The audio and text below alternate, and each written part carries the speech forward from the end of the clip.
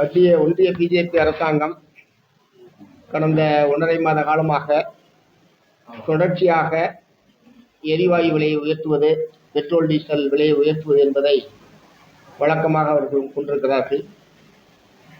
ஏற்கனவே இந்த petrol diesel எரிவாயு விலை உயர்வை எதிர்த்து இடதுசாரி கட்சிகளின் சார்பில் மாநில அளவில் போராட்டங்கள் என்பது நடைபெற்றிருக்கிறது. இன்றைக்கு மீண்டும் சமையல் எரிவாயு விலை, வீட்டு உபயோக சிலிண்டர் விலையை 29 ரூபாய் உயர்த்தியிருக்கிறாங்க. கிட்டத்தட்ட ஒரு சிலிண்டருடைய விலை 1000 ரூபாய் என்கிற அளவுக்கு உயர்ந்திருக்கிறது. அதே மாதிரி ஏறத்தாழ 3500 ரூபாய் வணிக சிலிண்டருடைய விலை என்பது உயர்ந்திருக்கிறது.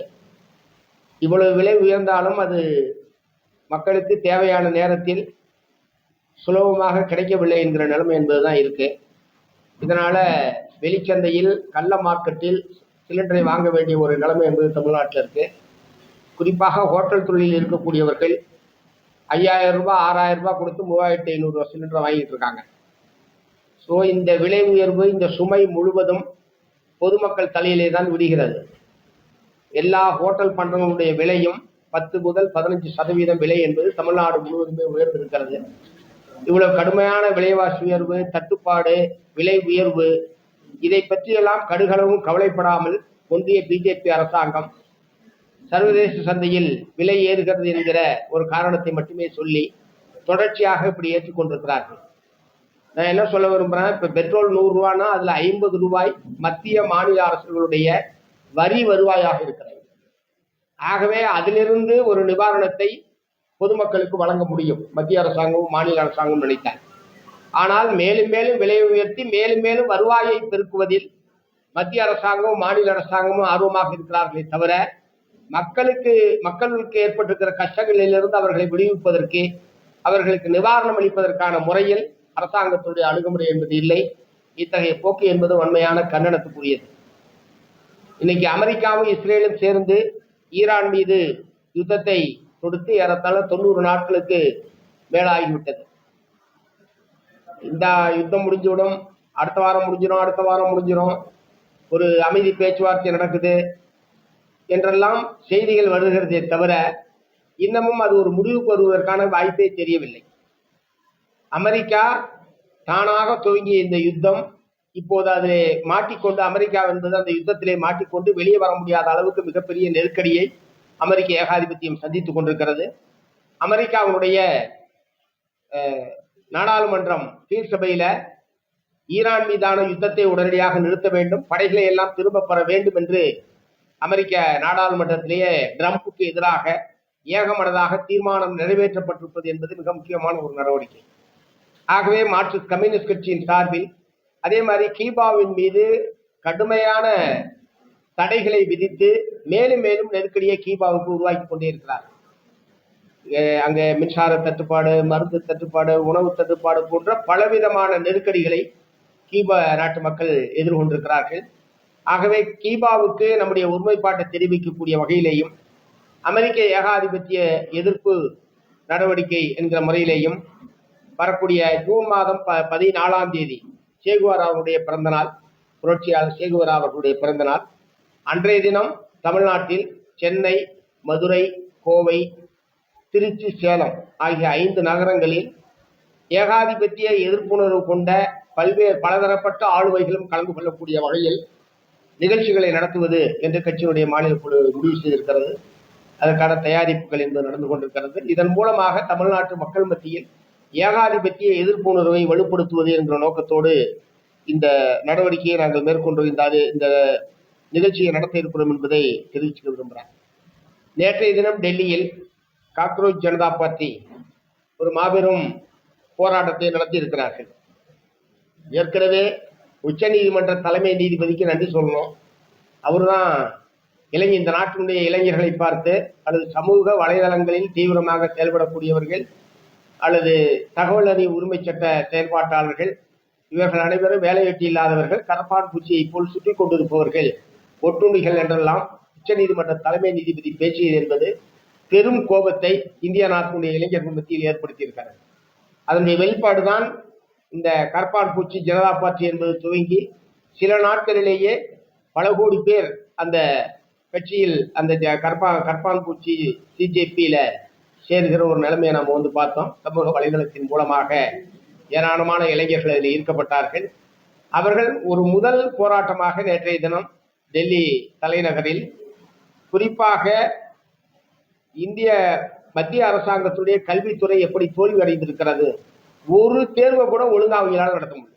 கியூட் தேர்வா இருக்கட்டும், நீட் தேர்வா இருக்கட்டும், சிபிஎஸ்இ தேர்வா இருக்கட்டும், கல்வித்துறையினுடைய மிக முக்கியமான பணிகளில் ஒன்று இந்த தேர்வை நடத்துவது. சிலபஸை தயார் பண்றது, பாடம் நடத்துவது எவ்வளவு முக்கியமோ அதை விட முக்கியமானது தேர்வை ஒழுங்காக நடத்துவது, நேர்மையாகவும் முறைகேடு இல்லாமல் நடத்துவது என்பது அவங்களுடைய கடமை. ஆனால் இந்த ஆண்டு நீங்கள் தொடர்ச்சியா பார்த்தீங்கன்னா நீட்ல மோசடி, கியூட்ல மோசடி, இப்போது சிபிஎஸ்இ தேர்வும் முறையாக அது தேர்வுத்தாள்கள் திருத்தப்படவில்லை என்கிற பிரச்சனை என்பது இருக்கிறது. ஆனால் இதை பற்றி பொறுப்பெடுத்துக் கொள்வதற்கு மத்திய அரசாங்கம் தயாராக இல்லை. மத்திய கல்வி அமைச்சர் இவ்வளவு முறைகேடுகள் நடந்து, இவ்வளவு தவறுகள் நடந்ததற்கு பிறகும் வெட்கம் இல்லாமல் தர்மேந்திர பிரதான் அவர்கள் தொடர்ந்து கல்வி அமைச்சராக ஒட்டி கொண்டிருக்கிறார். இவருக்கு எதிராக உடனடியாக அவர் ராஜினாமா செய்ய வேண்டும், இதற்கு பொறுப்பேற்று ராஜினாமா செய்ய வேண்டும் என்கிற மிக முக்கியமான கோரிக்கையை முன்வைத்து நேற்றைய தினம் டெல்லியிலே அந்த இளைஞர்கள் பல்லாயிரக்கணக்கிலே கலந்து கொண்டு தங்களுடைய கண்டனத்தை வெளிப்படுத்தி இருக்கிறார்கள். ஏற்கனவே பல கோடி பேர் அந்த இயக்கத்திலே சேர்ந்ததும், நேற்றைக்கு பல்லாயிரக்கணக்கானோர் திரண்டது என்பதும், ஆளுகிறவர்கள் மீது இந்திய நாட்டினுடைய இளைஞர்கள் எவ்வளவு கோபத்தோடு இருக்கிறார்கள் என்பதுடைய வெளிப்பாடுதான் இந்த காக்ரோச் ஜனதா பார்ட்டியினுடைய இந்த போராட்டமும் அந்த எழுச்சியும் என்பதை நான் வந்து சொல்ல விரும்புகிறேன். ஆகவே அவர்கள் மீது கோபப்படுவதற்கு பதிலாக அவர்களுடைய சமூக வலைதள கணக்குகளை முடக்குவது, அவங்களுடைய மெயிலை முடக்கிறது, அவங்களுடைய பேங்க் அக்கௌண்ட்டை முடக்கிறது, இந்த மாதிரியான முடக்கிற வேலையை தான் மத்திய அரசாங்கம் செஞ்சுக்கிட்டு.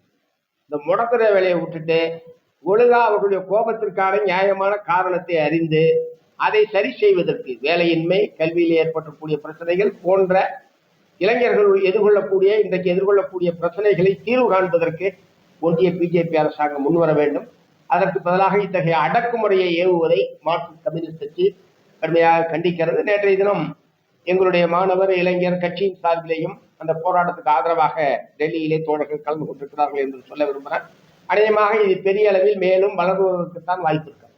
இளைஞர்கள் மேலும் மேலும் வலுவாக ஒன்றுபடுவதற்கான வாய்ப்பு இருக்கிறது என்பதையும் நான் வந்து சொல்ல விரும்புகிறேன்.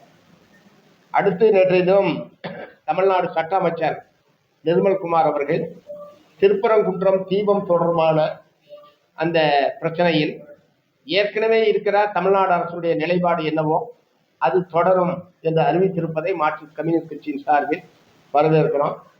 ஏன்னா அவர்கள் வந்து மதச்சார்பற்ற கொள்கையிலே உறுதியாக இருப்பார்களா இல்லையா, திருப்பரம் போன்ற பிரச்சனைகளில் என்ன நிலைப்பாடு எடுப்பார்கள் என்பது போன்ற கேள்விகள் ஏற்கனவே கடந்த காலத்தில் இந்த அரசாங்கம் அமைந்ததிலிருந்து இந்த கேள்விகள் எல்லாம் தமிழ்நாட்டில் பலதரப்பினராலும் எழுப்பப்பட்ட கேள்விகள். அதற்கு தமிழ்நாடு அரசின் சார்பில் மிக தெளிவான பதிலை சட்ட அமைச்சர் நிர்மல்குமார் அவர்கள் நேற்றைய தினம் தெரிவித்திருக்கிறார்கள். மக்கள் ஒற்றுமை, மதச்சார்பின்மை வழக்கமாக ஏற்றப்படுகிற இடத்தில்தான் தீபம் ஏற்றப்பட வேண்டும் என்பதை நாங்கள் தொடர்ந்து வற்புறுத்திட்டு இருக்கோம். நீதிமன்றம், நீதிபதிகள் தன்னிச்சையாகவும் தன் விருப்பத்திற்கேற்பவும் மீண்டும் மீண்டும் அவர்கள் புதிதாக வேறொரு இடத்தில் தீபத்தை ஏற்ற வேண்டும் என்று சொல்வதற்கான எந்த நியாயமான காரணங்களும் கிடையாது. இது ஆரம்பத்திலிருந்தே மார்க்சிஸ்ட் கம்யூனிஸ்ட் கட்சியின் சார்பில் நாங்கள் சொல்லி வர்றோம். இன்றைக்கு மீண்டும் அந்த உத்தரவு சம்பந்தமாக என்ன என்கிற கேள்வி உயர்நீதிமன்றத்தில் எழுப்பப்பட்டு அதற்கு தமிழ்நாடு அரசின் சார்பில் பதில் என்கிற முறையில தான் நேற்று அமைச்சருடைய அந்த பேட்டியை நாங்கள் வந்து பார்க்கிறோம், வரவேற்கிறோம். இத்தகைய மதச்சார்பின்மை கொள்கையில் தமிழக வெற்றி கழகத்தினுடைய ஆட்சி உறுதியாக இருக்க வேண்டும். அதற்கு பக்கபலமாக மார்க்சிஸ்ட் கம்யூனிஸ்ட் கட்சி இருக்கும் என்பதை இந்த நேரத்தில் தெரிவித்துக் கொள்கிறேன்.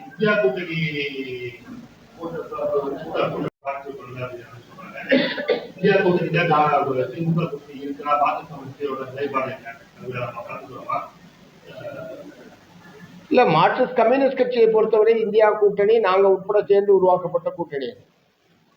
பிஜேபி அரசுக்கு எதிராக, பிஜேபியினுடைய மதவெறி நடவடிக்கைகளை எதிராக நாங்கள் அனைவரும் சேர்ந்து உருவாக்கியது இந்தியா கூட்டணி. அதனால மார்க்சிஸ்ட் கம்யூனிஸ்ட் கட்சி, இந்திய கம்யூனிஸ்ட் கட்சி உட்பட இடதுசாரி கட்சிகள் அதில் உறுதியாக நாங்கள் ஏற்கனவே இருக்கிறோம். எங்களுடைய அகில இந்திய தலைவர்கள் அந்த கூட்டத்தில் கலந்து கொள்வார்கள்.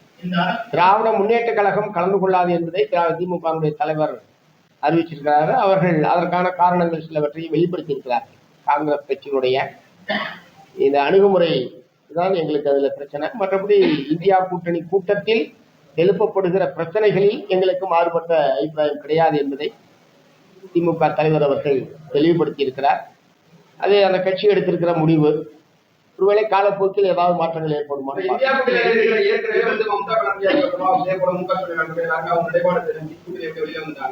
வரக்கூடிய காலங்களில் வந்து தேசிய லெவலில் மீண்டும் ஒரு புதிய கூட்டணி அமைவதற்கான வாய்ப்பு இருக்கா? அதுக்கு நீங்க உங்களோட நிலைப்பாடு எப்படி இருக்கு? இல்ல, மம்தா பானர்ஜி ஒன்றும் வெளியேறலையே. மம்தா பானர்ஜி இல்ல, 8ஆம் தேதி நாளைக்கு 8ஆம் தேதி நடக்கிற கூட்டத்தில் திரிணாமுல் காங்கிரஸ் உட்பட கலந்து கொள்கிறது. சொல்ல போனால் இந்த முன்முயற்சியில் அவங்களுக்கு பங்கு இருக்கு. திரு மம்தா பானர்ஜி அவர்களுக்கு இதில் பங்கு இருக்கிறது. திமுக மட்டும்தான் அதிகாரப்பூர்வமாக 8ஆம் தேதி கூட்டத்தில் அங்கே பங்கேற்பு என்று சொல்லியிருக்காங்க. ஆனால் நாளைக்கு கூட்டம் என்ன நடக்குதுன்னு பார்க்கலாம். அடுத்து என்ன நடக்குன்றதை யூகத்தில் நம்ம வந்து ஒரு முடிவு வர வேண்டிய அவசியம்.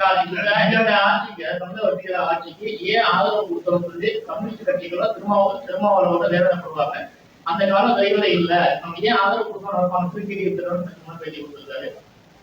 எப்படி பாக்குறீங்க? அவரையா அந்த மாதிரி பேட்டி கொடுக்குறாரு? நாள்ல சொல்ல அதை பத்தி அந்த அளவுக்கு அந்த அளவுக்கு இந்த ஆட்சியோட நிர்வாகத்தில் போயிருக்கு அப்படின்னு சொல்றாரு. அதாவது மக்கள் ஏமாந்துட்டாங்க அப்படின்னு சொல்றாரு. இல்ல, அது அவருடைய கருத்து, அவங்களுடைய மதிப்பீடு. எங்களை பொறுத்த வரைக்கும் ஆட்சி மாற்ற வேண்டும் என்கிற முறையில் தான் தேர்தல் முடிவுகள் என்பது அமைந்திருக்கிறது. அதனாலதான் அந்த கட்சிக்கு ஒரு கூடுதலான அதிக இடங்களை பெற்ற ஒரு கட்சி, தனிப்பெரும் கட்சி என்கிற அந்தஸ்து தாவேகாவுக்கு தான் இருந்தது. திமுக அணி, அதிமுக அணி இரண்டுமே முற்றிலும் தோற்கடிக்கப்பட்டிருக்கிறது. இந்த சூழ்நிலையில் அவர்கள் ஒரு மக்களால் தேர்ந்தெடுக்கப்பட்ட அரசு அமைவது ரொம்ப அவசியம். இல்லை என்று சொன்னால் குடியரசுத் தலைவர் ஆட்சி என்கிற நிலைமை என்பது நிறைய ஏற்பட்டிருக்கும். குடியரசுத் தலைவர் ஆட்சி என்பது பிஜேபி ஆட்சி என்பதாகத்தான் அர்த்தம். பிஜேபியை தோற்கடிக்க வேண்டும் என்கிற முறையில் தான் மார்க்சிஸ்ட் கம்யூனிஸ்ட் கட்சி உட்பட பல்வேறு கட்சிகளும் இந்த சட்டப்பேரவை தேர்தலில் நாங்கள் பணியாற்றினோம். ஆகவே அந்த மாதிரியான ஒரு நோக்கத்தில் பணியாற்றிட்டு ஏதாவது ஒரு வகையில் பிஜேபி கொள்ளைப்புறமாகவோ நேரடியாகவோ குடியரசுத் தலைவர் மூலமாக ஆட்சி நடத்துவதை எப்படி அனுமதிக்க முடியும்? ஆகவே அந்த அடிப்படையில் தான் நாங்கள் வந்து தாவேகாவுக்கு ஆதரவு என்பதை நாங்கள் வந்து தெரிவித்திருக்கிறோம். அதனால அவங்க வந்து ரெண்டாவது அவங்க இப்பதான் வந்திருக்காங்க. முற்றிலும் அரசியலுக்கு புதிது, ஆட்சிக்கு புதிது. அவர்களுக்கு ஒரு உரிய அவகாசம் என்பது நிர்வாகத்தை பற்றி அறிந்து கொள்வதற்கும் நிர்வாக நடைமுறைகளை அவர்கள் தெரிந்து கொள்வதற்கும் ஒரு கால அவகாசம் என்பது கட்டாயம் கொடுக்க வேண்டும். யாராக இருந்தாலும், நான் தாவேகாவுக்காக சொல்லுவேன், வேற எந்த ஒரு கட்சி வந்திருந்தாலும் இதைத்தான் நாங்கள் சொல்லுவோம். ஒரு குறிப்பிட்ட கால அவகாசம் என்பது தேவை. வேற என்ன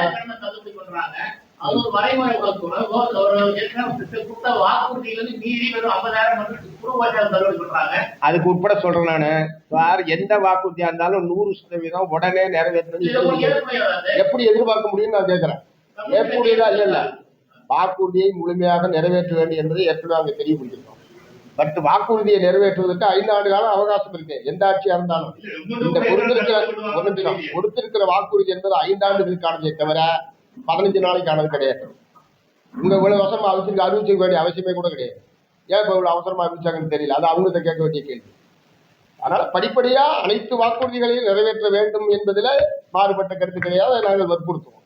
விவசாய கடன் பிரச்சனையை பொறுத்த வரைக்கும் ஒரு பகுதி நிறைவேற்றிருக்காங்க. மீதிய பட்ஜெட்ல நாங்கள் அறிவிக்கிறதா இப்ப அவங்க சொல்லியிருக்காங்க. பட்ஜெட்டுக்காக வெயிட் பண்ணுவோமே. எந்த வாக்குறுதியை நிறைவேற்றுறதுக்கு காலவாசம் கொடுக்கலாம். சட்ட ஒழுங்கு பிரச்சனையில வந்து காலவாசம் கேட்கக்கூடாது. ஏன்னா படியத்துக்கு ஏன் மேல போறீங்கன்னு சொல்லி அவர் சிஎம் வந்து வெளிப்படையா சொல்றாரு அப்படின்னு சொல்லி பல குற்றச்சாட்டு வைக்கிறாங்க. சட்ட ஒழுங்கு பிரச்சனையும் காலவாசம் கேட்க முடியுமான்னு கேட்கிறாங்க. அது நான் சொல்லியே, அவர் கேட்டது வாக்குறுதி சம்பந்தமா தான் கேட்டார். வாக்குறுதி தான் இதுவும் பெண் பாதுகாப்பை முன்னிட்டு தானே பெண்கள் குழந்தைகள் மீதான பாலியல் வன்கொடுமைகள் என்பது தொடர்ந்து தமிழ்நாட்டில் நடைபெற்றுக் கொண்டது.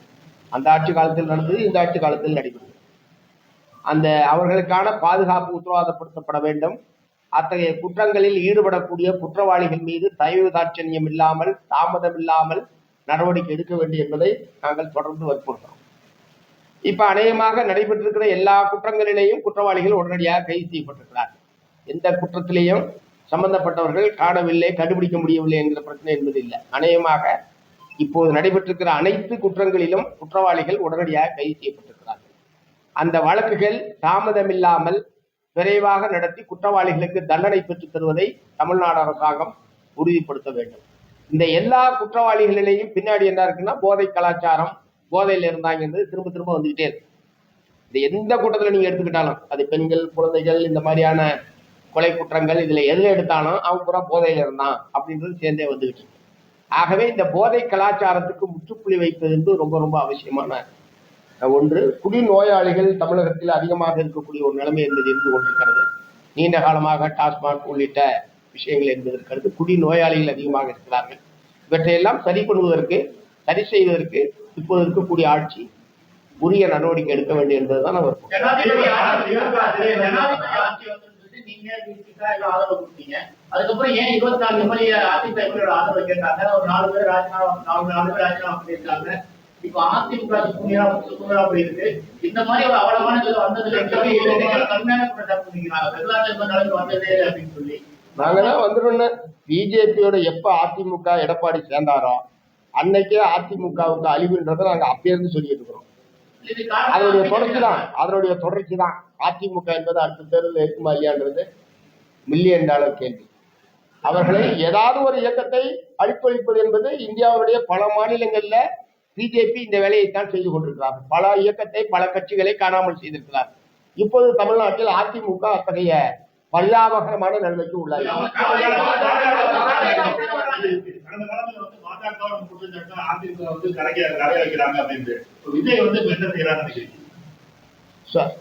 அதாவது அவங்க தானாக முன் வந்து அவையில அவங்க ஆதரவு தெரிவிக்கிறாங்க. ஆதரவு கேட்கல, ஏன்னா ஆதரவு போதுமான ஆதரவு இருந்தது. நாங்க கவர்னர் கேளுங்க சார், நாங்க கொஞ்சம் இருங்க சார், நான் சொல்றதை கேட்கணும்ல. நாங்க ஆதரவு கடிதம், நான் சிபிஐ, சிபிஎம், பிசிகா, ஐயுஎம்எல் ஆதரவு கடிதம் கொடுத்த உடனே அவருக்கு போதுமான அளவுக்கு நம்பிக்கை கோரும் தீர்மானத்தை நிறைவேற்றுவதற்கான போதுமான ஆதரவு என்பது கிடைத்துவிட்டது. அவையில அன்றைக்கு தானாக முன் வந்து பலரும் ஆதரிக்கிறார்கள், சிலர் நடுநிலை வைக்கிறார்கள். அதெல்லாம் அவங்களுக்கு அன்னைக்கு வரைக்கும் தெரியாது. அவங்க எல்லாம் நடுநிலை, இப்ப பாட்டாளி மக்கள் கட்சி நடுநிலை வைக்கணும் உங்களுக்கு தெரியுமா? அன்னைக்கு நடுநிலை வைத்தாங்க, பிஜேபி நடுநிலை வைத்தாங்க. இதெல்லாம் வேற ஒரு அணியில இருந்தது. ஏன் இதை மட்டும் கேட்குறீங்க, அதெல்லாம் கேட்க மாட்டேன்றீங்க? முற்றிலும் அரசியல் சூழலில் ஒரு பெரும் மாற்றம் என்பது ஏற்பட்டிருக்கு. முதல்ல அதை நீங்க கவனத்தில் எடுத்துக்கணும். அரசியல் சூழலில் ஒரு மாற்றம் என்பது ஏற்பட்டிருக்கு. தேசிய ஜனநாயக கூட்டணி என்பது அநேகமாக இப்போது இல்லை. அதை பத்தினா நீங்க கவலைப்பட மாட்டேன்றீங்க. தேசிய ஜனநாயக கூட்டணி இருக்கப்ப இருந்தால் இல்ல இருந்திருந்தால் அவங்க அவையில வந்து நடுநிலை வைக்கிறாங்க. பிஜேபி,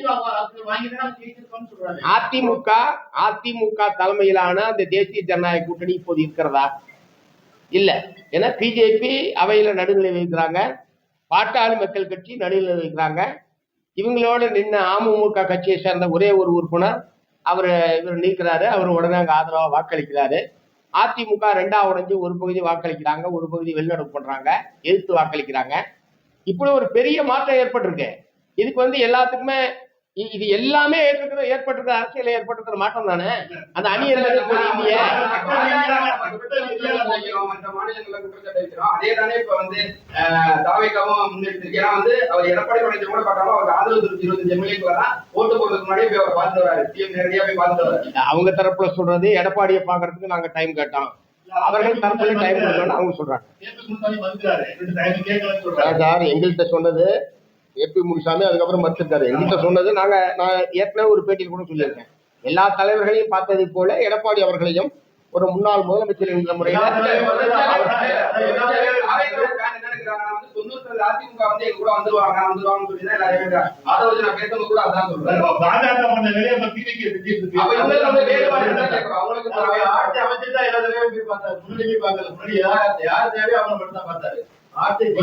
நாங்க அதுக்கப்புறம் பார்க்கும்போது கூட நாங்க உட்பட சொன்னது எல்லாத்தையும் பார்த்திருக்கீங்க, அவரையும் பார்த்திருக்கலாம். இந்த ஒரு குரூப் பார்க்கறது இன்னொரு குரூப் பார்க்காம இருக்கிறது பொறுத்தமல்ல அவரையும் பார்த்திருக்கலான்றது ஏற்கனவே உங்களுடைய கருத்து சொல்லியிருக்கோம். ரெண்டாவது, இந்த மாதிரி தேர்தல் நடந்து 20 நாளையில ராஜினாமா பண்றது, திரும்ப வந்து கட்சியில சேர்றது, அது ஏற்கனவே கட்சியின் சார்பில் நாங்கள் கடுமையான எங்களுடைய எதிர்ப்பை தெரிவித்த பிறகு அந்த நாளோட ஸ்டாப் பண்ணதுல சிபிஎம்க்கு முக்கியமான ரோல் இருக்கு. இல்லைன்னா இன்னும் பல பேர் ராஜினாமா கொடுப்பாங்க. எங்க தரப்புல இருந்து இல்ல எங்க கட்சி சார்பா தான் நான் சொல்ல முடியும். தாவேக்கா சார்பா நான் பதில் சொல்றதுக்கு இல்ல. 4 எம்எல்ஏக்களை சேர்த்தது, உடனே 20 நாளையில வாக்களித்த மக்களை பற்றி கவலைப்படாமல் 20 நாட்கள்ல ராஜினாமா பண்ணது என்பது தவறான ஒரு செயல். அப்படி ராஜினாமா பண்ணவங்க விரும்பி ராஜினாமா பண்றாங்கன்னா அவங்களையா நீங்க சேர்த்துக்கிறீங்க? நீங்க சேர்த்துக்கிட்டது உடனடியா சேர்த்து கொண்டது தவறு. அது தாவேகா பேர்ல தான் கெட்ட பேரை ஏற்படுத்தும் என்பதையெல்லாம் ஏற்கனவே நாங்க வெளிப்படுத்திருக்கோம். எதிரியுமே தாவேகாவை காப்பாற்ற வேண்டும் என்கிற நோக்கம் எங்களுக்கு கிடையாது. அந்த அரசு மக்களால் தேர்ந்தெடுக்கப்பட்ட ஒரு அரசு அமைப்பதற்கான ஒரே வாய்ப்பு அந்த கட்சிக்கு மட்டும்தான் இருந்தது. மக்களால் தேர்ந்தெடுக்கப்பட்ட அரசு அமைவது என்பது ரொம்ப அவசியம். அதற்கு மாறான வேற எந்த நிலைப்பாட்டையும் எடுக்க முடியாது. அதனால நாங்க என்ன அடிப்படையில் இதுக்கு ஆதரவு என்பதை ஏற்கனவே பலமுறை தெளிவுபடுத்தியாச்சு. அதனால தாவேகா தப்புன்னா தப்புன்னு தான் சொல்லியிருக்கோம். சோசியல்காரர் அவருடைய அரசியல் செயலாளராக நியமிச்சாங்க, உடனடியாக நாங்கள் எதிர்ப்பு தெரிவிச்சிருக்கிறோம். இந்த எம்எல்ஏக்கள் ராஜினாமா போட்டு உடனே கட்சியில சேர்ந்தது நாங்க தவறு என்று சொல்லியிருக்கோம். இப்ப திருப்பரங்குன்ற பிரச்சனையில சரியான நிலைப்பாடு எடுத்திருக்காங்க, வரவேற்கிறோம். அதனால இந்த அரசாங்கத்தை பொறுத்தவரை அது கொள்கை சார்ந்து அதுல ஏதாவது எங்களுக்கு மாறுபாடு இருக்குன்னா நாங்க உடனடியா எங்களுடைய எதிர்ப்பை பதிவு செய்வோம். அவர்களிடம் நேரடியா அவங்களை சந்திச்சு வற்புறுத்தி இதுல எல்லாம் மாற்றங்கள் தேவை என்பதையும் நாங்க சொல்லுவோம். அதுதான் எங்களுடைய அணுகுமுறை.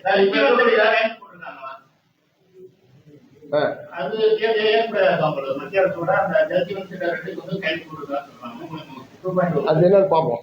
ஓகே, இப்ப இருக்கக்கூடிய நிதியமைச்சர் உள்ளிட்ட பல்வேறு அமைச்சர்கள் மீது பல்வேறு வழக்குகள், கொலை வழக்குகள், அதாவது கொலை முயற்சி வழக்கு இதெல்லாம் தொடர்ந்து வாரத்துல வந்துட்டே இருக்கு.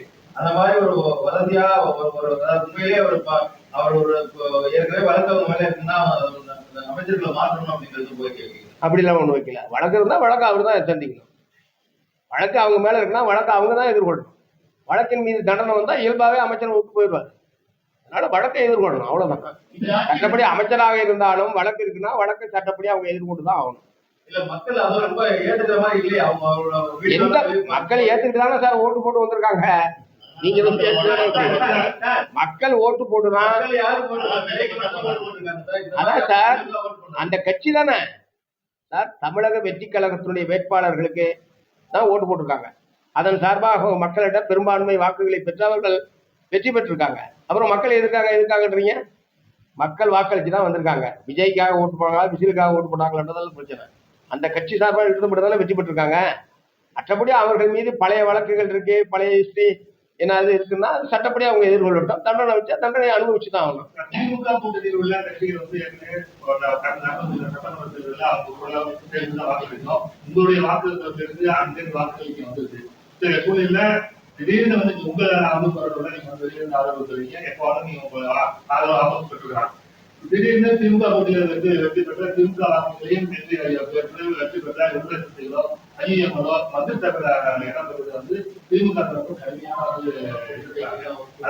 சட்ட ரீதியா சரியா இருந்தாலும் தார்மீக ரீதியா சரி இல்ல. அதாவது யாருக்கும் அறிவு பெரும்பான்மை இல்லை.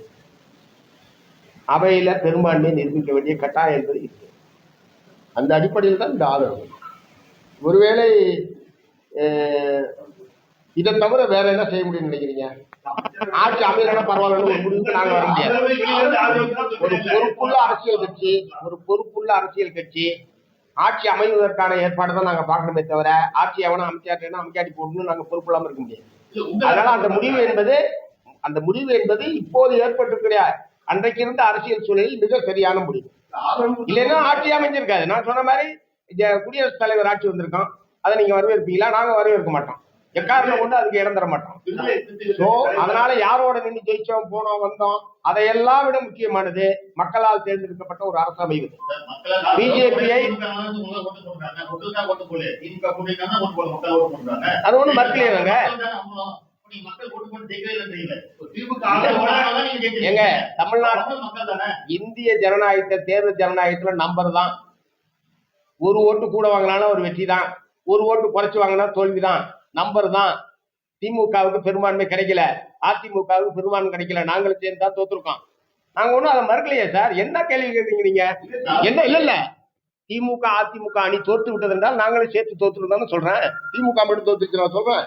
இந்த ரெண்டு அணி தோத்துருச்சு. மூன்றாவது இருக்கிற ஒரே வாய்ப்பு அவங்கதான். இல்ல இல்லைன்னு சொன்ன பிறகு தொடருமான்னு கேள்வி கேட்டா என்ன பண்றது? ஏங்க இல்லைன்னு சொன்ன பிறகு தொடருமான்னு கேட்டா கேள்வி சார், தொடருமான்னு கேட்கறது எங்க பிரச்சனை இருக்கு?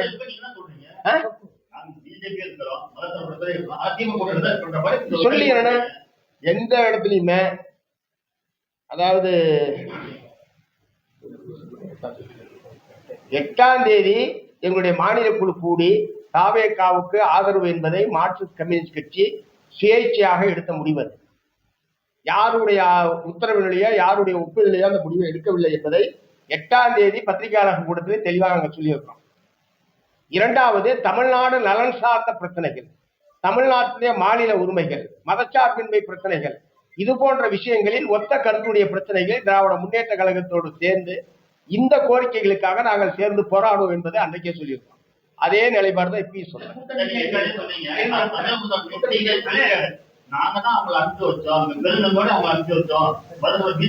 யார் சொல்றா? ஸ்டாலின் சொல்லிட்டு அவர்கிட்ட கேளுங்க. சண்முகம் சார் இப்படி சொல்றாரு சார், நீங்க எப்படி இப்படி சொல்றீங்கன்னு கேளுங்க.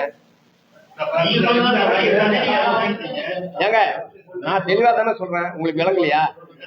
மார்க்சிஸ்ட் கம்யூனிஸ்ட் கட்சி, மார்க்சிஸ்ட் கம்யூனிஸ்ட் சார் கொஞ்சம் இருங்க, மார்க்சிஸ்ட் கம்யூனிஸ்ட் கட்சி தமிழக வெற்றி கழகத்துக்கு ஆதரவு அளிப்பது, வெளியிலிருந்து ஆதரவு அளிப்பது என்று எடுத்த முடிவு என்பது மார்க்சிஸ்ட் கம்யூனிஸ்ட் கட்சி எடுத்த முடிவை தவிர யாருடைய தூண்டுதல்லையோ ஒப்புதல்லையோ எடுக்கப்பட்ட முடிவு அல்ல. இது 8ஆம் தேதி சொல்லியிருக்கேன். நீங்க இன்னைக்கு என்ன தேதி? 10 நாள் கழிச்சு இந்த கேள்வி கேட்குறீங்க. அவர் கேட்டாருன்னா அவர்கிட்ட போய் கேளுங்க சார். சண்முகம் சார் நீங்க என்ன கேட்டிருக்கணும்? அப்ப ஸ்டாலின் அப்படி சொல்லும் போது சண்முகம் 8ஆம் தேதி இப்படி சொன்னாரு, நீங்க எப்படி சொல்றீங்க சார்? அவர்கிட்ட கேட்கறதுக்கு உங்களுக்கு கேட்க முடியல, இங்க வந்து கேக்குறீங்க. ஏன் வந்தா கேக்குறீங்க? உங்க நிருபர் அங்க இருக்காருல்ல, சென்னையில இல்லையா? கேட்கலையே, யாரும் கேட்கலையே. திமுக கூட்டணி என்றே ஒன்று இல்லை. திமுக கூட்டணி நாங்க இருக்கிறோமா இல்லைன்றது இல்லை. மதச்சார்பற்ற முற்போக்கு கூட்டணி என்பது இப்போது இல்லை. அதே நேரத்தில் தமிழ்நாட்டுடைய நலன் சார்ந்த பிரச்சனைகளில் மார்க்சிஸ்ட் கம்யூனிஸ்ட் கட்சி திராவிட முன்னேற்ற கழகத்தோடு ஒத்த கருத்துடைய பிரச்சனைகளில் சேர்ந்து நாங்கள் போராடுவோம். இதை அப்பயும் சொல்றேன், இப்பயும் சொல்றேன், எதிர்காலத்திலும் சொல்லுவேன். ஏன்னா தமிழ்நாட்டுடைய நலன் சார்ந்த பிரச்சனைகளில் யார் ஆதரவு அளித்தாலும் அல்லது யாருடைய ஆதரவை பெற வேண்டும் என்றாலும் அதற்கான முயற்சியை மார்க்சிஸ்ட் கம்யூனிஸ்ட் கட்சி மேற்கொள்ளக்கூடிய உள்ளாட்சி தேர்தல் அது வந்து தேர்தல் உள்ளாட்சி தேர்தல் நடக்க போதா? முதல்ல 6 மாசம் கழிச்சு திரும்ப ஒரு என்ன சொல்றது, ஒரு ஆர்டினன்ஸ் போட்டு அது தள்ளி போனா என்ன பண்ணுவீங்க? அது வரும்போது பாத்துக்கலாம் சார். வர்றதுன்னா அவங்க சொல்லல. ஆமா, ஏற்கனவே நடத்திருக்கணும். சட்டப்படி தேர்தல் உரிய காலத்தில் நடத்த வேண்டும் என்பதுதான் சட்டம். ஆனா கடந்த ஓராண்டு காலமாக உள்ளாட்சி நிர்வாகமே இல்லை. ஏன் அப்ப நீங்க அந்த கேள்வி கேட்கல? நாங்க கேட்கறது தெரியுமா உங்களுக்கு சார்? எங்க பழைய அறிக்கையில எடுத்து பாருங்க சார். சார் ஏற்கனவே தமிழ்நாட்டுல சட்டத்துக்கு விரோதமா ஆளுங்கட்சிகள் உள்ளாட்சி நிர்வாகத்தை உரிய முறையில் நடத்தாமல், உரிய அதிகாரம் வழங்காமல், உரிய நிதி ஒதுக்கீடு செய்யாமல் அது சீர்குலைந்து போய் இருக்கிறது. அது எல்லா பிரச்சனையும் நாங்க அவ்வப்போது எழுப்பவே செஞ்சிருக்கிறோம்.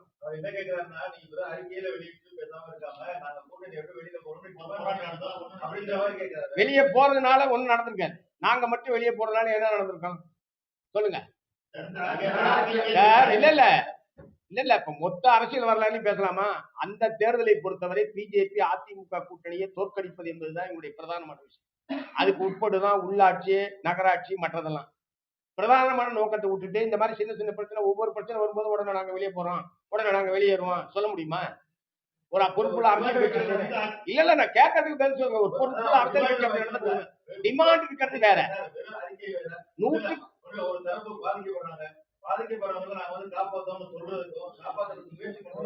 ஆமா நாங்க போராடி தானே இருக்கோம். இல்ல இல்ல எந்த பிரச்சனையும் நாங்க போராட அதேதான் சொல்லுங்க சார்.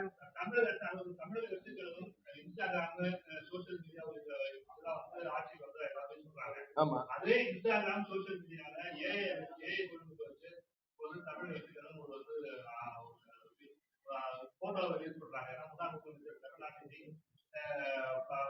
மிக மிக தவறான ஒரு செயல். மிக மிக தவறான, அதுதான் சொல்றேன், மிக மிக தவறான செயல், கண்டிக்கத்தக்க செயல். இது போன்ற நடவடிக்கைகள்லாம் அவர்கள் ஈடுபடுவது என்பது அவர்களுக்கே கெட்ட பெயரை ஏற்படுத்துகிறார். தமிழக முதல்வரோட செயல்பாடு எப்படி சார் இருக்கு? ஏன்னா சட்டமன்றத்தை செய்தி போறாங்க, எல்லாம் கரெக்டான 10 மணிக்கு போறாங்க, 5 மணிக்கு வராது சொல்றாங்க. ஆனா அங்க என்ன பண்றாங்கன்னு தெரியல. வெளியில வந்து திருச்சியில வந்து பேசும்போது ஒரு முதலமைச்சர் அவர் இப்படி ரொம்ப ஆவேசமா பேசிட்டாரு அப்படின்னு எல்லாரோட ஒரு கருத்து இருக்கு. அங்க வந்து அமைதியாக இருக்காரு, ஆதரவா இருந்தாதான் முதல்வர் போல் செயல்படுறாரு, இவர் வந்து டம்மியா இருக்காரு அப்படின்ற ஒரு தாக்கம் போறான். யார் சொல்றா? பொதுவா இல்ல சார், நீங்க ஏதாவது சொல்றீங்க, காலைல கரெக்டா 10 மணிக்கு போயிடுறாரு, சாயந்தரம் 5 மணி 6 மணி என்ன பண்றாரு நீங்க போய் பாருங்களேன். பர்மிஷன் வாங்கிட்டு நீங்க போய் பாருங்க சார். சார், ஒரு நிர்வாகத்துக்கு புதுசா வந்திருக்காங்க, ஏன் நீங்க இவ்வளவு அவசரப்படுறீங்க? நிர்வாகத்துக்கு புதுசா வந்திருக்காங்க, எல்லா டிபார்ட்மெண்ட் பத்தியும் அவங்களை அறிந்து கொள்வதற்கு ஒரு அவகாசம் தேவை. அந்த முறையில் தினமும் சின்சியரா ஒரு ஆபீஸுக்கு போறாருன்றது நல்ல விஷயம் தானே. ஏன் எல்லாமே நெகட்டிவா பாக்குறீங்க? நான் கேக்குறது எங்க எல்லாத்தையும் நெகட்டிவா பாக்குறீங்க? அவர் அப்படிதான் கேக்குறாரு. அவர் அப்படி கேக்குறாரு. துறை ரீதியான ஒண்ணுமே தெரியல. ஆட்சி அமைந்ததுக்கு அப்புறம் துறையிலே சம்பந்தப்பட்ட துறை அதிகாரிகள் என்ன குழப்பத்தில் இருக்காங்க. அந்த நடக்கல அதிகாரிகள் என்ன குழப்பத்தில் இருக்காங்க? அதிகாரிகளுக்கு எந்த குழப்பமும் இல்லை சார். இவங்கதான் புதுசா கேக்குறாங்க. ஏங்க, ஆட்சிக்கு வந்திருக்கிற இவர்கள் தான் புதிதே தவிர ஆட்சியாளர்கள் நிர்வாக அதிகாரிகள் யாரும் புதுசு கிடையாது. அவங்களுக்கு அதுதான் வேலை. யாரு ஆட்சி எந்த கட்சி வந்தாலும் வரலனாலும் அவங்க அந்த நிர்வாகத்தை பார்த்துக்கிட்டு இருப்பாங்க. அதனால அவங்களுக்கு எந்த குழப்பமும் கிடையாது. எந்த அதிகாரி எது எங்களுக்கு என்ன செய்யணும் தெரியாம இருக்கணும்னு யாராவது சொல்லியிருக்காங்களா? 6 மாதம் அல்ல 3 மாதம் கூட தாங்குமா என்ற கேள்விக்குறியோட தான் ஆட்சி நடைபெறுதுன்னு சொல்லிட்டு திமுக அதெல்லாம் ரொம்ப தப்பானது சார். அதாவது ஒரு 1.25 கோடி மக்கள் ஓட்டு போட்டு ஒரு ஆட்சியை தேர்ந்தெடுத்திருக்கிறாங்க. அது 1 மாசம் கூட தாங்காது, 2 மாசம் தாங்காது. இதெல்லாம் என்ன பேச்சு? இதெல்லாம் ரொம்ப தவறானது. ஒருவருடைய அவர்களுடைய எடப்பாடி சொன்னாலும் திரு மு க ஸ்டாலின் சொன்னாலும் ரெண்டு பத்தி தான் சொல்றாங்க. பேசும்போது நீங்க பேரெல்லாம் ஓட் பண்ண சொன்னா தேவைக்காது அந்த மாதிரி ஒரு தவறான பிரச்சாரம் மூலம் எல்லாருமே ஏன்டா ஓட்டு போட்டோம் அப்படிங்கிற மனநிலையில இதெல்லாம் ஒரு எந்த மக்கள் சொன்னாங்கன்னு சொல்லுங்க. இது வந்து நீங்களா கிரியேட் பண்றீங்க. மீடியாக்கள் ஏற்கனவே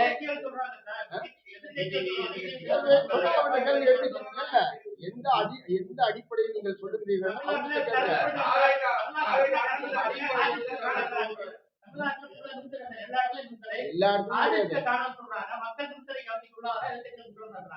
சார், எல்லா இடத்துலயும் இப்ப இங்க மின்தடை இருக்கா? ஏங்க, கோடை இல்ல மின்தடை தமிழ்நாடு பூரான்றதெல்லாம் அப்படிலாம் ஒண்ணும் கிடையாது சார். அதாவது சில இடத்துல கரண்ட் இல்லைன்றத அவர் சேர்மனே ஒத்துக்கிட்டு இருக்காரு. திரு ராதாகிருஷ்ணன் அவர்கள் நேற்றைய தினம் சேர்மனே ஒத்துக்கிட்டு இருக்காரு. சில இடத்துல மின் தட்டுப்பாடு இருக்கு அப்படின்னு அவரே சொல்லியிருக்காரு.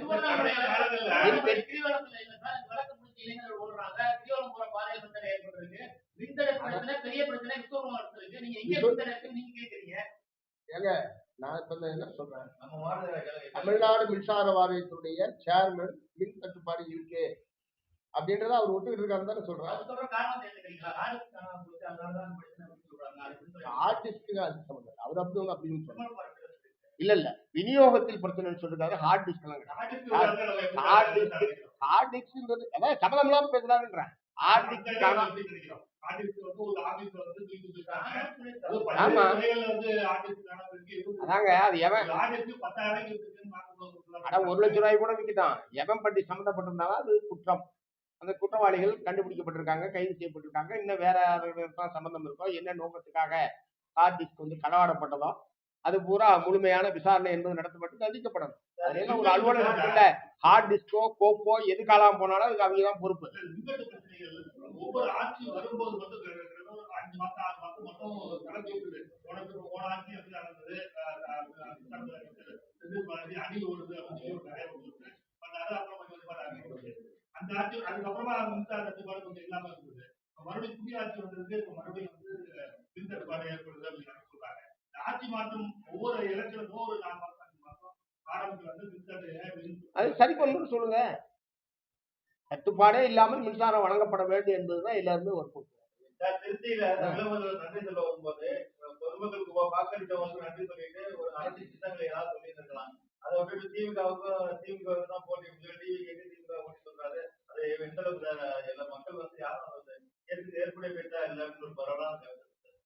சரி சரி, அவ்வளவுதான் கேட்டுங்க. இல்ல நீங்க இல்ல தாவேகா தலைவர்கிட்ட கேக்குற கேள்வியை என்கிட்ட கேக்குறீங்க. மீண்டும் தமிழகத்துல வந்து doctor seat online doctor seat சொல்றாங்க. அதே மாதிரி டாஸ்மாக் கடைகளை வந்து தனியார் கடைகள் அதிகமாக திறக்கப்பட்டிருக்கா? இல்ல எஃபர்ட் டு பார் வந்து எஃபர்ட் டு பார் அதிகமாக டாஸ்மாக் மூடி இருக்காங்க. ஆலயங்கள் வழிகாட்டுதல் எஃபர்ட் டு பார் இது வரைக்கும் மூடல. அந்த ஸ்கூல் பக்கத்துல இருந்து ஹாஸ்பிடல் இருக்கு. அந்த எஃபர்ட் டு பார் தான் மெயினா டாஸ்மாக் பாரோட நாங்க அதை புரிஞ்சோம். அதாவது நீங்க எங்க இருக்கீங்க, எங்க அறிக்கையெல்லாம் பாக்குறீங்களா இல்லையான்னு தெரியல. இந்த கேளுங்க, 717 கடைகள் மூடும்னு அறிவிச்ச போத மணமகிழ் மன்றங்களும் சேர்த்து மூடப்படணும். ரயில்வே ஸ்டேஷனுக்கு போகக்கூடிய வழியில், ஏன்னா அவங்க வந்து பஸ் ஸ்டாண்டு, கோயில், பள்ளி சொல்லியிருந்தாங்க. ரயில்வே ஸ்டேஷனுக்கு போற வழிகள்லயே அந்த மாதிரியான கடைகள் இருக்கு. அது பொதுமக்கள் அதிகமா போகக்கூடியதுதான். அதையும் சேர்த்து 3ன்னு சிபிஎம் தான் அறிக்கை விட்டு, வேற யாரும் அறிக்கை விட்டு மூட சொல்லிதான் சொல்லிட்டு இருக்கோம். சார் இப்ப மட்டும் என்ன போராட்டம் பண்றோம் சார்? இப்ப நடந்திருக்கிற போராட்டங்கள்லாம் நடந்துட்டு தான் இருக்கு. எங்க மாதர் சங்கத்தை தவிர வேற யாராவது நடத்தணும்னு சொல்லுங்க. நடத்திட்டு தான் சார் இருக்கு. இவரு எங்க மாவட்ட செயலாளர் மேலேயே வளர்ந்துருக்கு. நான் தான் சொல்றேன், மணமகிழ் மன்றங்கள் உட்பட மூடப்பட வேண்டும் நாங்க மட்டும் தான் சார் சொல்லியிருக்கோம். வேற எந்த அறிக்கையாலும் இருக்கான்னு சொல்லுங்க. எந்த லாட்டரியும் வரக்கூடாது. ஆன்லைன் இல்ல, எந்த லாட்டரி கேட்டு ஏற்கனவே பல குடும்பங்களை அழித்திருக்கிறது என்பதுதான் தமிழ்நாட்டில் தடை செய்யப்பட்டது.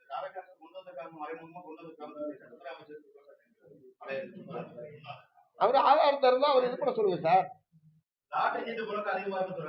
அதான் சொல்றேன், அது கூடாது. ஏற்கனவே தமிழ்நாட்டில் தடை செய்யப்பட்ட ஒன்று. தடை செய்யப்பட்ட எதுவாக இருந்தாலும் கொண்டு வந்தால் சட்டவிரோதம். போதைப் பொருளா இருக்கட்டும், குட்காவா இருக்கட்டும், லாட்ரியா இருக்கட்டும், சட்டப்படி தடை செய்யப்பட்டது.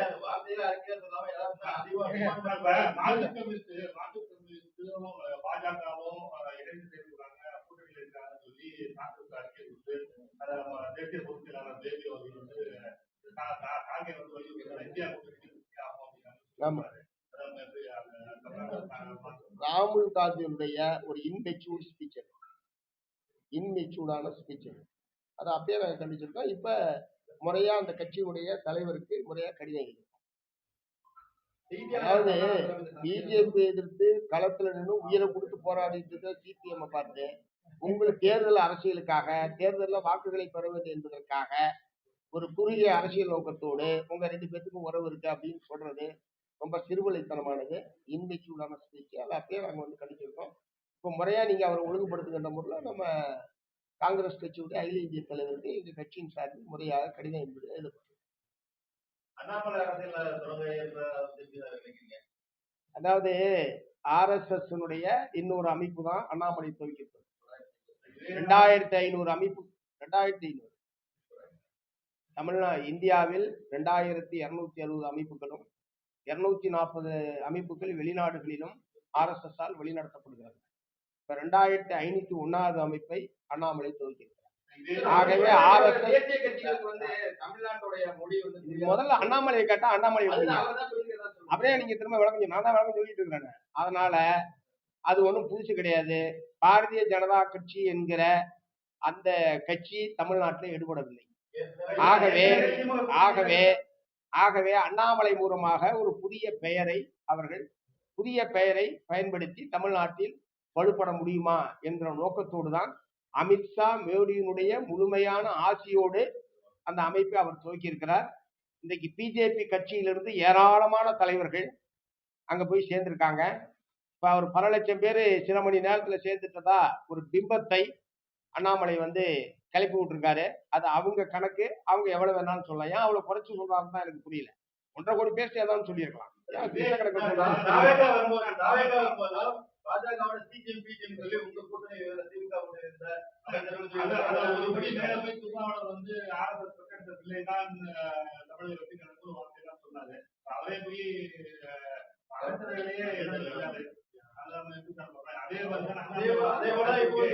அமைச்சரவையில சேர்ந்ததை பொறுத்த வரைக்கும் அது அந்தந்த கட்சி அவர்கள் எடுக்க முடியும்.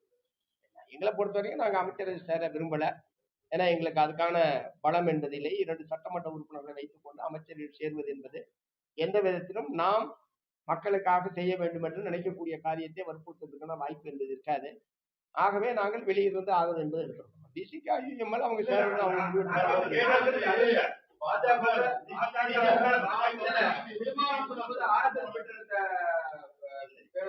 அவத்தையும் கேளுங்க, கேளுங்க.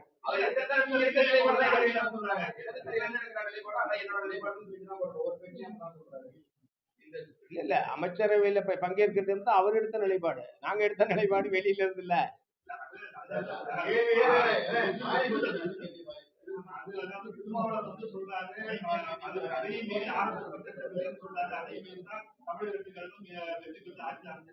எதிர்காலத்தில் அண்ணாமலை வந்து மூத்த கட்சியில் வந்திருக்காரு. இதே குற்றச்சாட்டு நீங்களும் வைக்கிறீங்க. என்ன கேக்குறேன், கட்சியில இருந்து ராஜினாமா பண்றேன்னு சொல்ற ஒரு ஆளு பிரதமரை பாக்குறது, உள்துறை அமைச்சரை பாக்குறது, தலைவரை பாக்குறது, ராஜினாமான்னு இங்க இருந்து சொல்லிட்டாவே ராஜினாமா தான். அல்லது இங்க இருந்து ஒரு கால் கடிதாசி எழுதி மெயில் அனுப்பிச்சிருக்கலாம். இதுக்காக டெல்லியில போய் இவங்களை எல்லாம் 2-3 நாள் தங்கி பார்த்து பேசி வந்து ஒருத்தர் அறிவிக்கிறாருன்னா அது வந்து ராஜினாமா பண்ணணும்னு அர்த்தம். என்னதான் சொல்றீங்க? குழந்தை கூட நம்ம எதை எடுத்தாலும் இல்ல சார். இதுல வந்து இல்லன்னு அவரை மறுக்க சொல்லுங்க, இது இல்லன்னு அவரை மறுக்க சொல்லுங்க சார். எதை எடுத்தாலும் இல்லைன்றீங்க, தப்பு. நான் சீரியஸா சொல்றேன். பிஜேபி தமிழ்நாட்டில் அவர்களால் இதுவரை அவர்கள் எதிர்பார்த்த மாதிரி தமிழ்நாட்டை அவர்களால் கைப்பற்ற முடியவில்லை. பாரதிய ஜனதா கட்சி என்கிற பெயரை சொல்லி தமிழ்நாட்டில் வளர முடியாது, கால் ஊன முடியாது என்பதை உணர்ந்துதான் அண்ணாமலையை, அதாவது எந்த அண்ணாமலையை தலைவர் பதவியிலிருந்து நீக்கினார்களோ அதே அண்ணாமலையை திரும்ப அவர்கள் கொண்டு வந்து களத்திலே நிறுத்துகிறார்கள்.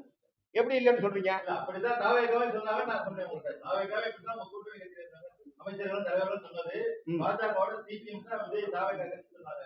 இப்ப நம்ம அண்ணாமலை சொல்லலாம். இப்படி வந்து அப்படி இல்ல இல்ல இல்ல, அண்ணாமலையை விஜய் அங்க ஒண்ணாத்துக்கிறீங்க. அண்ணாமலை அந்த கட்சியில இருக்கிறவருங்க, அந்த ஏற்கனவே தலைவராக இருந்தவர். அண்ணாமலை பிஜேபியுடைய தலைவர், ஐபிஎஸ் பதவியை விட்டுட்டு வந்தவரு, வந்து அரசியலுக்கு வந்து தலைவர் பதவியை ஏற்றுக்கிட்டவரு.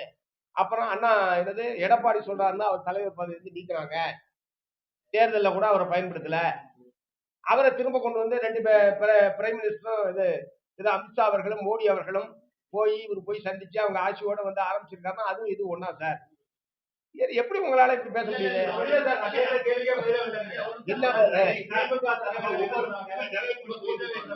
இங்க பாருங்க, அது பதில் சொல்றேன், இதை கேளுங்க. திமுக தலைவர்கள் சொன்னா அவங்கள்ட்ட கேளுங்க சார். சண்முகம் சொன்னா இல்ல இல்ல, நான் ஏற்கனவே கொடுத்த பேட்டியிலையோ அல்லது எங்க கட்சியின் சார்பில் எங்களுடைய தலைவர்கள் யாராவது ஏதாவது சொல்லியிருந்தா அதுக்கு நான் ரெஸ்பான்சிபிலிட்டி. திமுக சொன்னாங்க, திருமாவளவன் சொன்னாரு, இன்னொருத்தர் சொன்னாரு, என்ற கேள்வி கேட்கறது ஏதாவது அர்த்தம் இருக்கா? எந்த அடிப்படையில கேக்குறீங்க? அப்படின்னா அவங்கள்ட்ட தானே கேட்கணும் அதுக்கான விளக்கத்தை. என்கிட்ட எப்படி கேட்க முடியும் நீங்க? இது நான் சொல்றேன், அவங்க சொன்னாங்கிறதுக்காக சொல்றேன் நானு கிடையாது. இது வந்து நான் சொல்றேன், அவர் ஆரம்பிச்ச அன்னைக்கே சொன்னது, அவர் இயக்கத்தை ஆரம்பிச்சதா டெல்லியில அறிவிச்ச அன்னைக்கு நான் சொன்னது. வேற யாரும் அந்த மாதிரி சொல்லலையே. அவர் எதுக்கு ஆரம்பம் பண்றாருன்னா தமிழக வெற்றிகளை வந்து அதிமுக உடச்சு கொண்டு போவது கேள்வி. ஆனா நீங்க சொன்ன பதில் என்னன்னா அது காரணம் பாஜகன்னு சொன்னீங்க. அதிமுக உடஞ்சது காரணம் பாஜகன்னு சொன்னீங்க. கிடையாது சார். பொதுவா பிஜேபியினுடைய அரசியல் செயல்பாடு எப்படிப்படுதுன்னா, ஏதாவது ஒரு இயக்கத்தை கட்சியை அழிக்கிறது என்பது இந்தியா பூரா பல மாநிலம் அவங்க பண்ணியிருக்காங்க. மகாராஷ்டிராவில, பீகார்ல, உத்தரப்பிரதேசத்துல பல மாநிலங்கள்ல அவங்க பண்ணியிருக்காங்க. அதுல தொடர்ச்சிதான் தமிழ்நாடு.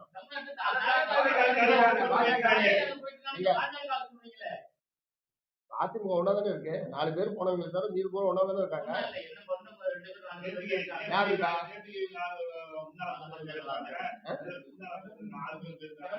எம்எல்ஏக்களை பத்தி அவரு கேட்கிறாரு, அவரு எம்எல்ஏக்களை பத்தி கேட்கிறாரு, மொத்த கட்சியை பத்தி கேக்குறீங்க சார். தமிழ்நாட்டுல திமுகவில கேளுங்க, ரொம்ப புதுசா நடக்கிற மாதிரி எல்லாமே ஒரு பில்டப் கொடுக்குறீங்க. நான் சொல்றத கேளுங்க சார். திமுகவில இருந்து அதிமுகவுக்கு போறது, அதிமுகவில இருந்து திமுகவுக்கு போறது, ஆளுங்கட்சியில இருந்து எதிர்கட்சிக்கு போறது, இது எதிர்கட்சியில இருந்து ஆளுங்கட்சிக்கு வர்றது, இதெல்லாம் தமிழ்நாட்டுல சகஜமா நடந்திருக்கிற விஷயம். தமிழக வெற்றி கழகம் புதுசா ஒண்ணும் பண்ணல சார்.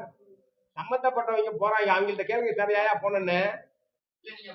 கட்சி மாறுவது என்பது சார், சிபிஎம்ல இருந்து யாராவது போனா கேளுங்க.